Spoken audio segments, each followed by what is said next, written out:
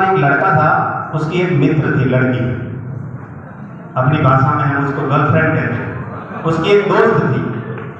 उसने उसको एक दिन कहा कि अब तू, वो लड़की भी बाहर जा रही थी, तो उसने कहा तू बाहर जा रही है घर छोड़ के, तो हम मिल नहीं पाएंगे, तो मुझे एक निशानी दे के जा।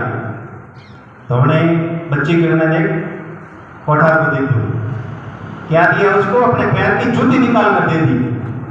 अब उसने सोचा कि जूती को मुझे संभाल के रखना है, तो लड़के ने सोचा क्या करूं, वो गया सोनार के पास, सोनी जी के पास गया, गांव में दौड़ा दौड़ा, सोनी जी को कहा लो ये जूता और इसके ऊपर सोने की परत चढ़ा दो, अनार माते तो होना रहो घास ना करोगे। उसको दे दिया। 3-4 दिन बाद वो लड़का लेने आया जूती, तो सोना दौड़ा दौड़ा गया, वो थाली में लेकर गया और पूछा भाई साहब वो क्या महाराज ने क्या पीर बाबा ने की पीर ने कनौरिया जूती है? तो क्या तुम्हारे दोस्त की जूती है। 3-4 जूते ठोके उन्हें, होने जी के लड़का है माथा मारे, उसको जूते मारे और कहा पहले बता देता, हम तो 3 दिन से पूरा परिवार इसकी पूजा कर रहे हैं। बात समझ में आई? बिना सोचे समझे, बिना परखे, बिना गाइडेंस लिए, बिना किसी की सलाह लिए, बिना उसके बारे में पूरा A to Z निष्कर्ष निकाले, जीवन में कुछ नहीं करना है, किसी की पूजा नहीं करनी है। आया समझ में? बस ये इसीलिए करवाया जा रहा है कैरियर गाइडेंस आपको, कि आपको कुछ जानकारी मिले, आपको कुछ समझ में आए, आप जिस लायक हैं आपको उस रास्ते लगाया जाए। दूसरी चीज, दूसरा पर्पस क्या है कैरियर गाइडेंस का, सारी चीजें करने का? एक इंग्लिश में कोटेशन है, आपने सुना होगा, कहीं ना कहीं पढ़ा होगा किसी ने, if your vision is for 1 year, कहीं भी किसी भी जगह पे, if your vision is for 1 year you cultivate the flowers, जहां आपकी दूरंदेशी 1 वर्ष के लिए हो वहां आप फूल लगाइए। मतलब जहां आपको रहना है ना, 1 साल के लिए रहना है, तो आप जाते ही फूल लगा दो, ताकि आपका साल पूरा हो तब तक कम से कम 2-3 महीने में फूल पैदा हो जाए, तो उस साल के 6-7-8 महीने आप फूलों की खुशबू ले सकते हो। लेकिन where your vision is for 10 years you cultivate the trees, जहां आपकी दूरंदेशी 10 वर्ष के लिए, जहां कहीं आप 10 वर्ष के लिए रहने जा रहे हो, वहां आप पेड़ लगाओ फल वाले, ताकि साल भर में 2 साल में उनके ऊपर फल आ जाए, तो पिछले आपको 7-8 वर्ष जितना रहना है, उन 7-8 वर्षों में उनका फलों का आप मजा ले सकते। तीसरी बात, if your vision is eternity you cultivate the peoples, जहां आपकी दूरंदेशी लाइफ टाइम के लिए, मतलब जहां आपको अपना जीवन बसाना है, जिंदगी गुजारनी है, वहां आप लोगों का विकास करें। ये भविष्य ज्ञान ज्योति फाउंडेशन बच्चों का समाज में विकास करने के लिए आगे आया है, क्योंकि हमारी दूरंदेशी हमारे गांव में मोरी गठा बात है, अनोबरा खुदरा गांव में 1000 वर्ष रहना अपनी पीढ़ी खपाई ब्रीड है, इसलिए हम अपने अपने गांव में ये सारे कार्य किए जा रहे हैं। समझ में आ गई बात? नहीं आई? आप सब अलर्ट तो हो ना, एकदम अलर्ट रहना है। एक बार एक बंदा था, वो इतना बदकिस्मत, जो कहते हैं ना कि खूब कोशिश करूं लेकिन हमारे हाथों में इसको नहीं आता, मैं खूब कोशिश करता हूं लेकिन मेरे हाथ में कुछ आता ही नहीं। उसको एक दिन क्या कहा, उनके गुरुजी ने कहा कि ये बड़ा हॉल है, इसका एरिया है 100 मीटर का, और इसका एक ही दरवाजा है, उस दरवाजे पर होके, उस दरवाजे से होके तुझे बाहर आना है, जिस दरवाजे से घुसाएंगे वो तो कर देंगे लॉक, उसके अलावा एक ही इसका दरवाजा है, उस दरवाजे से होकर तुझे बाहर आना है, और वो दरवाजा तेरे कान के बराबर है दीवार पे, चारों तरफ से ये हॉल बंद है, उसमें कोई लाइट नहीं है। तो बोले आंख खुली रखे तो भी अंधेरा, बंद रखे तो भी अंधेरा। अब उस आदमी ने क्या दिमाग लगाया, अंदर डाल दिया, लॉक कर दिया, अंधेरा अंधेरा, आंख खोले तो भी ऐसा, बंद करे तो भी ऐसा। अब उसने दिमाग लगाया कि मैं बाहर कैसे जाऊं। उसने दिमाग ये लगाया कि उसने अपने कान के लेवर की दीवार पे हाथ लगा दिया, और वो चारों तरफ दीवार के चलता रहा। उसकी किस्मत वहां भी इतनी खराब कि जब वो अलमारी आई तो मेरे माधव कहा जा मेरी खास खंडवा आईडी में ले तो है, खास खंडवा में बहुत अलमारी निकल गई। फिर वो चारों तरफ घूमते आया, पसे में कोने में कहा जा मेरी। भाई की किस्मत वहां भी खराब है। जीवन में यहाँ वक्ता क्या बोल रहे हैं, कितना टाइम ले रहे हैं, ठंड लग रही है, आपका घर में क्या हो रहा है, क्या नहीं हो रहा है, सारे टेंशन भूल करके आप एकाग्र होकर के विथ फुल कंसेंट्रेशन आप एक एक बात को सुनिए। कहीं ऐसा ना हो कि यहाँ से कोई वक्ता आपको इंपॉर्टेंट बात बोलने वाला है, धर्म खा जा रही, तो सारी बातें निकल जाएंगी। मुझे विषय दिया गया है रक्षा सेवाओं में और मोटिवेशन दोनों। थोड़ी सी 2 मिनट मोटिवेशन पे ले लेता हूं आपके, फिर मैं सेना के बारे में बताऊंगा आपको। आपके जीवन में आपने हर आदमी की एक जर्नी देखी होगी, हर इंसान की एक जर्नी देखी होगी। आदमी के शुरू से लेकर नौकरी की तैयारी कर रहा होता है, तब से लेकर के नौकरी लगने तक। ये खेल है सिर्फ 2 शब्दों का, एक तो इम्पॉसिबल, असंभव, और दूसरी मजाक। ये 2 शब्द हैं। अब यहां आपके बीच में कोई बंदा ऐसा बैठा होगा जो बोलेगा मुझे राजस्थान में टॉप करके RAS टॉप करके वीडियो बनना है, और बहुत मुश्किल, असंभव लग रहा होगा। लेकिन अभी यदि सांवला राम जी को कहें, इनके लिए मजाक है, मजाक है, इनको भी मजा नहीं होता है, क्योंकि इन्होंने इतनी मेहनत कर ली। अब इन दोनों के बीच की जो जर्नी है, उस जर्नी में आपको क्या क्या करना चाहिए और क्या क्या नहीं करना चाहिए, वो 2-4 टिप्स मैं आपको दे देता हूं। मैंने भारतीय वायुसेना की 20 वर्ष की नौकरी पूरी करी। पूरी करने के बाद में 12.5% राजस्थान गवर्नमेंट हमें RAS में, पुलिस सर्विसेज में और बैंक में तो पे प्रोटेक्शन देती है। बैंक में हम लोगों को इतनी सुविधा है कि हम वहां से जो लास्ट पेमेंट लेके आए हैं, उससे 1 इंक्रीमेंट बढ़ के बैंक हमें पेमेंट देती है ज्वाइनिंग पर। इतनी सुविधा है। लेकिन फिर भी मैंने एक नौकरी कर ली है, तो मैंने ये सोचा है कि थोड़ा और कुछ अलग करते हैं, आने वाली जनरेशन को गाइड करते हैं। अब इसके बीच में हर आदमी की जर्नी रहती है, मैं उस जर्नी के बारे में बता रहा था। सबसे पहली चीज है, इस जर्नी के बारे में आपको सचेत रहना है, सावधान रहना है, गोमातम खाद नहीं आनी चाहिए। यदि आपको ऐसे मोमेंट पे यदि वो चीज हो गई, तो आपके हाथ से दुनिया की सारी चीजें निकल जाएगी। और अपॉर्चुनिटी, खुशखबरी, अच्छी चीजें आपके घर में, आपके परिवार में, आपके कैरियर में कब, किस वक्त, किस मोमेंट में आ जाए कोई नहीं कह सकता। इसलिए जब तक आप उस टारगेट को अचीव नहीं कर लेते हैं, उस टारगेट को पकड़ नहीं लेते हैं, तब तक आपको अलर्ट रहना है, अलर्ट रहना है, अलर्ट रहना है। दूसरी चीज, संगति, आपकी कंपनी में। शायद मैंने ये लास्ट टाइम भी कहा था, आज फिर कह रहा हूं, आप जो भी टारगेट बनाते हैं ना, एम, अच्छा एम की परिभाषा किसी को कोई बता सकता है मुझे? मेरा एम ये है, मेरा गोल ये है। अपने यहाँ नॉर्मली ग्रामीण परिवेश में एम क्या होता है? किसी बच्चे को पूछ लो ना, हाँ 12वीं ग्रेजुएशन करूंगा, BEd करूंगा, वो करूंगा, RAS करूंगा। फिर उसके साथ बैठें, उससे बात करें, उससे पूछें, तो उसके अंदर से चीजें कुछ और निकल कर आ रही होती है। ऐसा क्यों होता है? क्योंकि वो है जो बता रहा है, वो उसने डिसाइड नहीं किया है, वो थोपा गया है ऑलरेडी। परिवार की वजह से हो, बड़े भाई की वजह से हो, या अपने परिवार या परिवेश या ग्रामीण जो भी अपना परिवेश है फोटो में, उसकी वजह से हो, क्योंकि उसको बता दिया गया है ये करना, ये करना, ये करना, ये करना। लेकिन जब उससे बात करें तो उसकी अंदर की जो इच्छा है या उस बच्चे का इंटरेस्ट है वो निकल कर आता है। या तो उसको स्पोर्ट्स में रुचि है, या उसको RAS बनने में रुचि है, या उसको सिविल इंजीनियरिंग करने में रुचि है, या उसको कोई होटल मैनेजमेंट का कोर्स करने में रुचि है। एक्चुअली एम वो होता है जो आदमी के अंदर से निकल कर आता है, जिस चीज में उसकी रुचि और इंटरेस्ट होता है। अंत में जाके वह सक्सेस भी सिर्फ और सिर्फ उसी में होता है जो उसकी चीज के अंदर होती है, उस बच्चे के अंदर होती है। इसलिए आपको कोशिश ये करनी है कि आपका इंटरेस्ट किस में है। हमारे द्वारा या परिवार के द्वारा थोपी हुई बातों पर ज्यादा ध्यान नहीं देना है। अब मैं आपको बात कर रहा था कंपनी की, कंपटीशन की तैयारी करने वाले 11वीं और 12वीं वाले बच्चे अगले साल में आप कंपटीशन की तैयारी में उतर जाएंगे। अपने यहाँ नॉर्मली क्या होता है, 12वीं कर ली, सपना क्या है, RAS करना है, तैयारी फर्स्ट ईयर करवा दिया, बस चालू करो, फर्स्ट ईयर हो गया, रिजल्ट आ गया, फिर सेकंड ईयर में वो एडमिशन लेता है, फिर दोस्तों बैठ के बात क्या करता है, अजय तो बेवरो पड़ी यहीं, सेकंड ईयर पूरी बेवा दी, बस तैयारी चालू करो, सेकंड ईयर भी हो गई उसकी। फिर क्या बात करता है, हमें तो लास्ट ईयर नहीं हुआ, फाइनल ईयर गए भी, हमारे हाथों में डिग्री आनी थी, तो હું RAS को फॉर्म भरवा लायक बनूं, પછી હું ત્યારે દબાવવાનું ચાલू करूँ भाई, और मोबाइल में दबावने वाला कभी आए भगवान जोड़े। ऐसी बातें आप करते हो या नहीं करते हो आपस में बैठ के?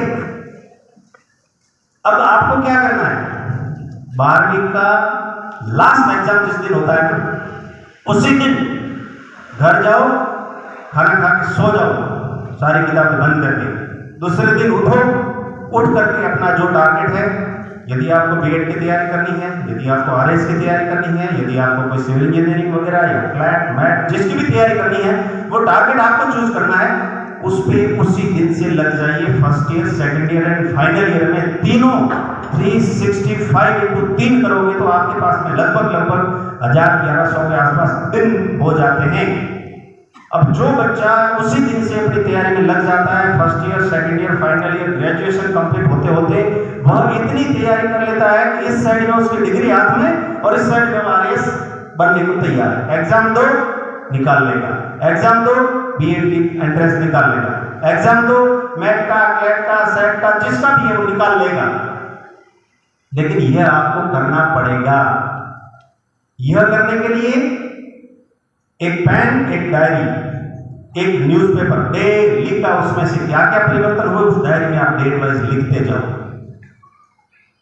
मंथली जितनी भी मार्केट में जितनी भी ये प्रतियोगिता दर्पण, प्रतियोगिता किरण या राजस्थान की योजना वगैरह जितने भी है मंथली, एक एक को आप घर में ले आओ और मंथली कोशिश करो एक को एक बार पढ़ लो।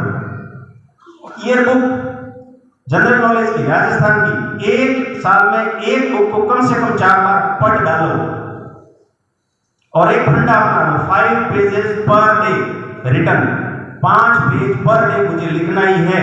भले गांव के मंदिर के बारे में लिखूं या हिस्ट्री लिखूं, इतिहास लिखूं, ग्रामर लिखूं, कुछ भी लिखूं, आपको लिखना ही लिखना है।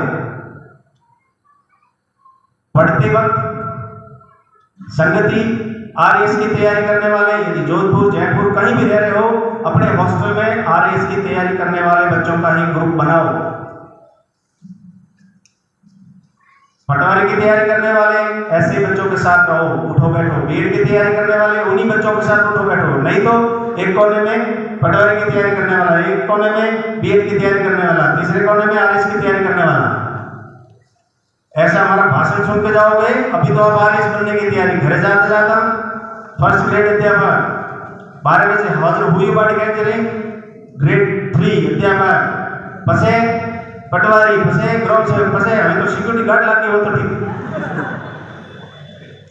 ये होता क्यों है? ये इसलिए होता है कि आपकी कंपनी अलग अलग तरीके की, यदि आपके दोस्त आरएस बनने का सपना लेकर आपके दोनों कंधों पे चढ़ रहे होंगे तो वो वैसे ही सोच रखेंगे। इसलिए मैं आपको ये सलाह दे रहा हूं।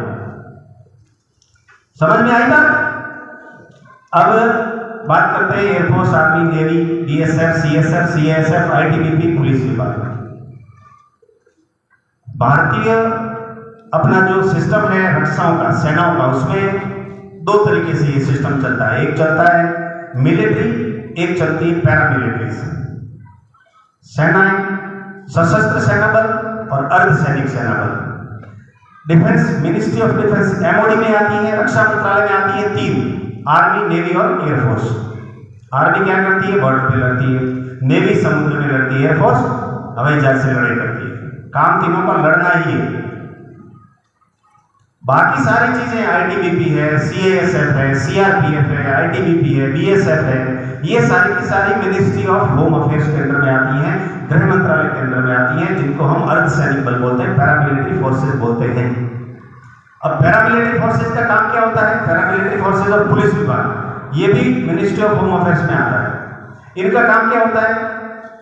जब तक देश के ऊपर किसी बाहरी देश का हमला न हो तब तक व्यवस्थाएं आपको संभालनी है, और जिस दिन हमला हुआ उस दिन आपको हम पुलिस थानों की वगैरह सारी बॉर्डर की सारी चाबियां हम आपको दे करके आपको भेज देंगे पीछे, और फ्रंट पे आ जाएगी आर्मी, नेवी और एयरफोर्स। बाकी जो शांति के समय में देश में जितने भी लोग सुरक्षा प्रदान कर रहे हैं, ये खाना पानी पहुंचाएंगे और एडमिन सपोर्ट करेंगे, और जब लड़ाई होगी तब एक्चुअल में लड़ाई करेगी आर्मी, नेवी और एयरफोर्स। ये है काम। ये 20 वर्ष में लड़ाई नहीं पाई हो हकीकत में, वो कभी कभी समय ऐसा आता है, लेकिन एक्चुअल काम है ये। अब आपको समझ में आ गया इनका काम? अब बताता हूं, आर्मी, नेवी और एयरफोर्स के पेपर में तीनों में 10-10% का फर्क रहता है, ऑलमोस्ट, ज्यादा फर्क नहीं रहता। एयरफोर्स में और नेवी में थोड़ा फिजिकल कम होता है और आर्मी में थोड़ा सा फिजिकल ज्यादा होता है। आर्मी में थोड़ा रिटर्न का पेपर थोड़ा सा कमजोर आता है, नेवी और एयरफोर्स में इनका जो रिटर्न पेपर आता है वो थोड़ा सा स्टैंडर्ड लेवल का आता है। अब इसमें क्या क्या आती है? पेपर का रेशियो तीनों में मैंने कहा 10% फर्क हो सकता है। तीनों में 60% अदर सारी चीजें और 40% अकेली इंग्लिश आती है। 60 सवाल हिंदी, बाकी सारे आ रहे हैं, तो 40 सवाल आपके अंग्रेजी अकेली आएगी। सारे सवाल आ रहे हैं, उसमें क्या आएगा? जनरल नॉलेज, 12वीं तक आपने जो एनसीईआरटी की किताबें पढ़ी है वो, मेंटल एबिलिटी जिसको हम मानसिक योग्यता के सवाल बोलते हैं, स्पोर्ट्स, राजनीतिक, सारी चीजें उसमें आ जाती है। और 40% में अकेली ग्रामर, जिसमें tense, active voice, passive voice, direct, indirect, modals, synthesis, conjunctions, synopsis, सारी की सारी, ऐसे पैराग्राफ, सारी चीजें आपकी आ जाएगी, सब कुछ उसमें आ जाएगा। आगे समझ में?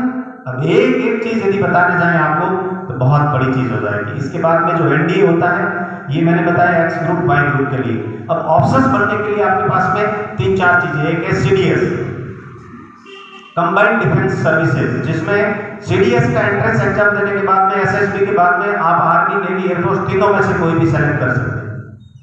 ओटीए ऑफिसर्स ट्रेनिंग एकेडमी, जो सिर्फ आर्मी में जा सकते हैं, उसमें लड़कियां भी ऑफिसर्स बन सकती हैं। एनडीए नेशनल डिफेंस एकेडमी, जिसके थ्रू आप एयरफोर्स में जा सकते हो, पायलट बन सकते हो। AFCAT, air force common and aptitude test होता है, जीडीओसी के थ्रू जा सकते हैं। ग्राउंड ड्यूटी, जिसमें लॉजिस्टिक, टेक्निकल, एटीसी, टावर वगैरह के जितने भी ऑफिसर्स बनते हैं वो आप एएफकेट के थ्रू भी जा सकते हैं। जो मैंने बताया ओटीए, सीडीएस, एनडीए और एएफकेट, इन चारों के थ्रू ही आप ऑफिसर्स बन सकते हो। इनका पेपर जो मैंने बताया 60-40 का रेशियो, लेकिन ये बहुत अप लेवल का आता है। इसमें मेंटल एबिलिटी के सवाल बहुत अप लेवल के आते हैं, मानसिक योग्यता वाले काफी टफ आते हैं, अच्छा स्टैंडर्ड का पेपर आता है। इन चारों के थ्रू रिटर्न यदि क्लियर हो गया तो आपकी एसएसबी शुरू होती है, इंटरव्यू होता है, जिसको सर्विस सिलेक्शन बोर्ड कहते हैं। वाराणसी में है, लखनऊ में है, गांधीनगर में है, बेंगलोर में है, अलग अलग जगह पे आपका एसएसबी कॉल आता है। यदि आप रिटर्न क्लियर कर चुके हो तो एसएसबी होती है 4 दिन की, जिसमें 2 फेज होते हैं। प्रथम फेज स्क्रीनिंग टेस्ट, आपके पास कॉल लेटर आएगा, आप रेलवे स्टेशन पे पहुंचेंगे, वहां से बस आपको लेने आ जाएगी, बस में बिठा के आपको सेंटर पे पहुंचा दिया जाएगा। वहां जाते ही आपके डॉक्यूमेंट जमा कर लिए जाएंगे। डॉक्यूमेंट जमा करने के बाद आपको एक एक गले में एक बिल्ला दे दिया जाएगा, कपड़े पे लिखा हुआ 1 2 3 4 5 6, उसको बोलते हैं चेस्ट नंबर, वो लिखा होगा। फिर आपका नाम गायब, वहां में रमेश, सुरेश, सारे नाम गायब हो जाएंगे, सिर्फ चेस्ट नंबर से आपको पहचाना जाएगा। सीधा वहां पे आपको 8-8 10-10 से बैच बना दिए जाएंगे, जैसी उनकी व्यवस्था। आपका सबसे पहला टेस्ट होगा स्क्रीनिंग टेस्ट। स्क्रीनिंग का मतलब क्या होता है भाई? स्क्रीनिंग मतलब क्या होता है? घरे ऑटो करेंगे साड़ी और साल दी थी सभी, उसको बोलते हैं स्क्रीनिंग करना, छांटना। इसका मतलब क्या होता है? छांटना। स्क्रीनिंग का मतलब होता है छांटना। तो वहां पे यदि 100 बच्चे गए तो 100 में से वो छांटेंगे कि अगले स्टेप पर जाने लायक कौन है और कौन नहीं है। आपके 10-10 के बैच बना दिए जाएंगे, सीधा बुला लिया जाएगा। Batch number 1, chest number 1 to 8, room number 1, 9 to आगे वाले जो भी रूम नंबर 2 3 4 5 सब रूम में आपको अलग अलग भेज दिया जाएगा। वहां आपके सामने चश्मे लगे हुए हैं, आपके इंटरव्यूअर जो बैठे होंगे सब पे चश्मे लगे होंगे। चश्मे इसलिए लगा के रखते हैं कि वो चश्मे के अंदर बैठे बैठे किसकी तरफ नजर घुमाकर किसको देख के उसका असेसमेंट कर रहे हैं वो आपको पता नहीं चले। सबके हाथ में पेन और राइटिंग पैड होता है, वो आपका असेसमेंट कम से कम 5 से 6 है। उसमें कौन होता है? इंडिया के सबसे टॉप लेवल के साइकोलॉजिस्ट। यदि इंडिया में टॉप 10 साइकोलॉजिस्ट है तो उन टॉप 10 में से भी 2 बंदे वहां बैठे हैं। इंडिया के top psychologist, top interviewer, DRDO के 2 से 3 साइंटिस्ट होते हैं उसमें। ये उनकी बड़ी बड़े अफसरों की टीम होती है, वो आपको असेसमेंट करते हैं। वहां आपको चारों तरफ बिठा दिया जाता है, बीच में 2 या 3 टॉपिक की पर्चियां दी जाती है। इंग्लिश में होगा पूरा, कोई भी पर्ची दी जाएगी, भारत और इंडिया की, इंडिया पाकिस्तान के रिलेशन, इंडिया यूएस रिलेशन जो भी है, ग्लोबल वार्मिंग है, पॉपुलेशन इन इंडिया है, इंडियन कॉन्स्टिट्यूशन है, कॉलेजन गवर्नमेंट है, इस तरीके का कोई एक टॉपिक आपको दे दिया जाएगा। उस पर आपको बहस करने के लिए कहा जाएगा, उस पर आपको बहस करने के लिए कहा जाएगा। 1-1 मिनट का टाइम दिया जाएगा। 1 2 3 4 5 पहले इंडिविजुअल को अपना बोलना है, उसके बाद में ग्रुप डिस्कशन करना है। ये बहुत लंबा विषय है, कम से कम इस ट्रेनिंग को लेने के लिए आपको 1 महीना मुझे देना पड़ेगा। ठीक है, इस स्क्रीनिंग टेस्ट में वो आपकी मार्किंग कर देंगे। जब आप बोलोगे तो आपको देख करके उसके बाद में आपको सबको बाहर भेज दिया जाएगा। 1 घंटे बाद में आपको बोलेंगे सीधे जाओ मैस में खाना खाओ, नाश्ता करो और ग्राउंड में आ जाओ, आपको रिजल्ट सुनाते हैं। उनमें से चेस्ट नंबर वाइज बोल दिया जाएगा चेस्ट नंबर ये मतलब उसका स्क्रीनिंग में पास हो गया हो, उसको बोलते हैं स्क्रीनिंग इन।